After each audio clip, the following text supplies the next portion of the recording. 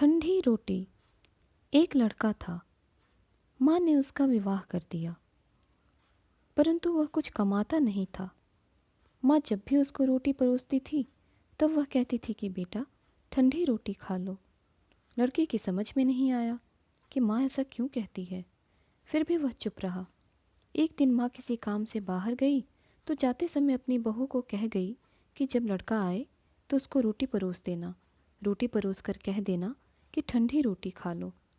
उसने अपने पति से वैसा ही कह दिया तो वह चिढ़ गया कि माँ तो कहती ही है, यह भी कहना सीख गई। वह अपनी स्त्री से बोला कि बता, रोटी ठंडी कैसे हुई? रोटी भी गर्म है, दाल साग भी गर्म है, फिर तू ठंडी रोटी कैसे कहती है? वह बोली, यह तो आपकी माँ ही जाने। आपकी माँ ने मेरे को ऐसा कहने को कहा, इसीलिए मैंने कह दिया। वह बोला कि मैं रोटी नहीं खाऊंगा, माँ तो कहती ही थी, तू भी सीख गई। माँ घर आई तो उसने बहू से पूछा कि क्या लड़के ने भोजन कर लिया? वह बोली कि उन्होंने तो भोजन किया ही नहीं, उल्टा नाराज़ हो गए।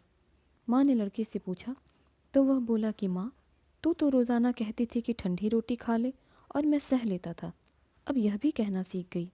रोटी तो गर्म होती है, तू बता कि रोटी ठंडी कैसे है? माँ ने पूछा कि ठंडी रोटी किसको कहते हैं? वह बोला, सुबह की बनाई हुई रोटी शाम को ठंडी होती है, ऐसे ही एक दिन की बनाई हुई रोटी दूसरे दिन ठंडी होती है। बासी रोटी ठंडी और ताज़ी रोटी गर्म होती है।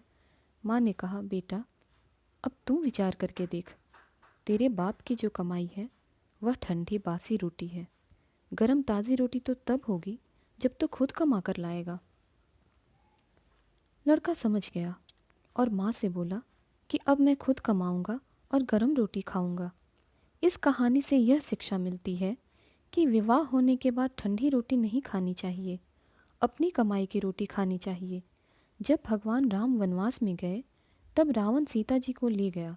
किसी भी रामायण में यह सुनने में नहीं आया कि राम जी ने भरत को समाचार दिया हो कि रावण मेरी स्त्री को ले गया है, तुम मेरी सहायता करो।